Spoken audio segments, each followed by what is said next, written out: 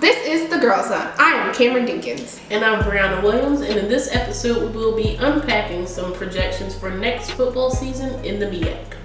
Let's first talk about the Howard Bison, a team who sparked so much conversation about MEAC football and HBCU football when they beat UNLV. Let's talk about freshman quarterback Kaylin Newton. Newton was second in passing, first in total offense, and second in total scoring.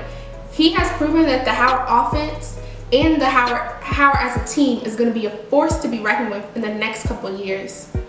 Definitely, you cannot argue how great this team has been playing offensively, but their troubles really come on the defensive side of the ball.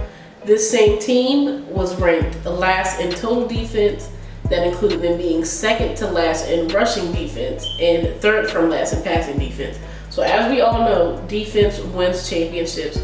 So while this offense may be able to carry them to win some games, they're going to really need some help on the defensive side of the ball in order to be competitive with established MEAC powerhouses. Next up, let's talk about Bethune-Cookman. Bethune is a team that has always been consistently competitive. They're always in the top 5, scratching up to the top 3. And when you look at the numbers as far as their defense and offense, it's kind of about average. Now, their passing defense is definitely above par, but as a whole, it's kind of average, which I think is why this team can't go over the hump to be considered a complete MEAC powerhouse. Their last outright title was 2012, and from 2013 to 2015, they had those shared titles, but they're going to need help bringing a title of their own.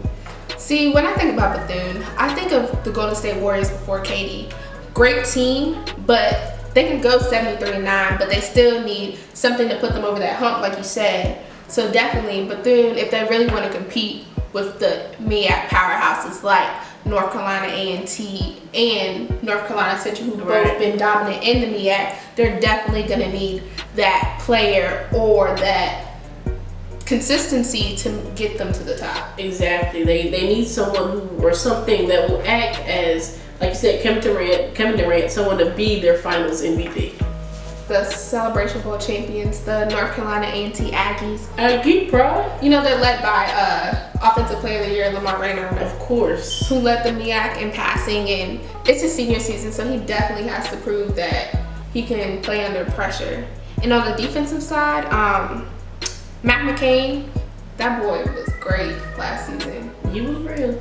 He had 6 interceptions, 3 for what he brought back for a pick 6, and he's definitely a valued player in the Aggie defense, definitely a leader.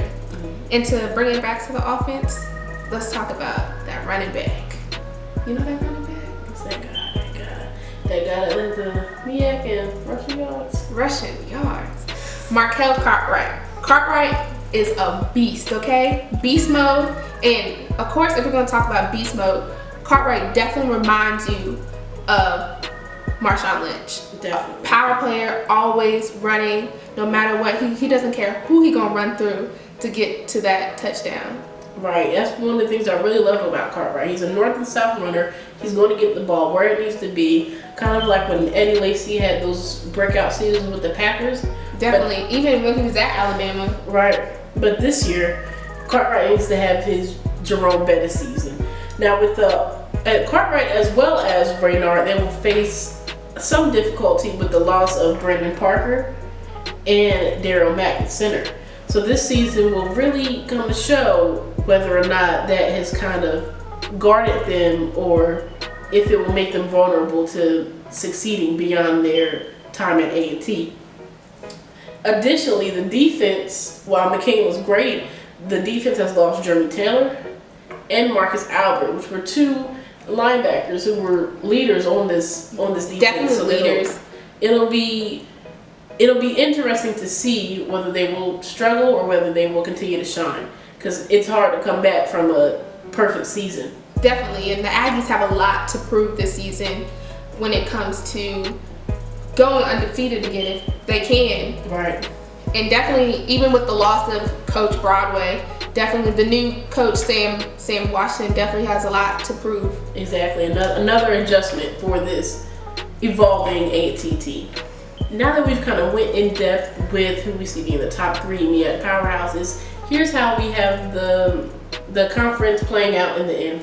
So of course, at first we have the Celebration Bowl champions, North Carolina A&T. Next, we have Bethune-Cookman. Third, we have Howard in that high-powered offense. We have North Carolina Central coming out with fourth. And fifth, for kind of a hot take, we have South Carolina State.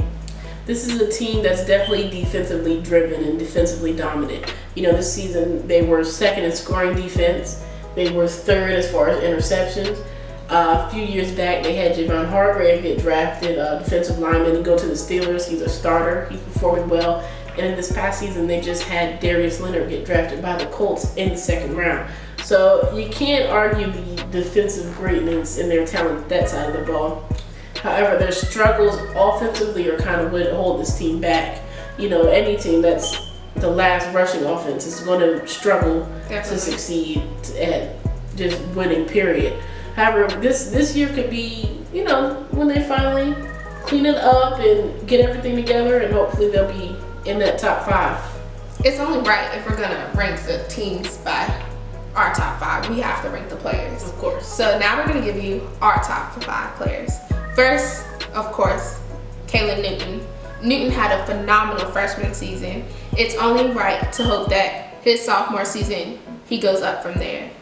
Second, Matt McCain, another player who had a great freshman season, who his sophomore season is definitely going to be about leadership and knowing how to lead that Aggie defense. Third, we're going to go with Chauncey Caldwell. A rare pick, but the freshman quarterback from North Carolina Central, who didn't have the best season, but he, like anybody, he was a freshman. Of course. And he definitely has to change. Show potential, Spark, yeah. But you can only hope that he's grown as a player this offseason and definitely working hard to come back for his sophomore season. Right. Next, we're going to go with defensive back from South Carolina State, Alex Brown. Brown led in passes defended, and also he had 3 interceptions for the season. So like we said, South Carolina State is our team to watch, and it's definitely going to be exciting to see Brown on the field. Right. And our last player for our top 5, to round out our top 5, is Jaquez Izzard, receiver for Howard. Izzard had a great season last year with that high-powering Howard offense. He was second in all-purpose yards and first in receiving. So it's great. It's going to be good to see Newton throwing down the field to Izzard. Of course. I can't agree. I'm very excited to see, MEAC football and HBCU football is definitely on the rise. More talent is being attracted to these smaller schools. So it's fun to watch, and it's exciting to see these programs grow and thrive. Definitely. So, for the Girlzone, I'm Cameron Dinkins. And I'm Brianna Williams. Thank you for tuning in.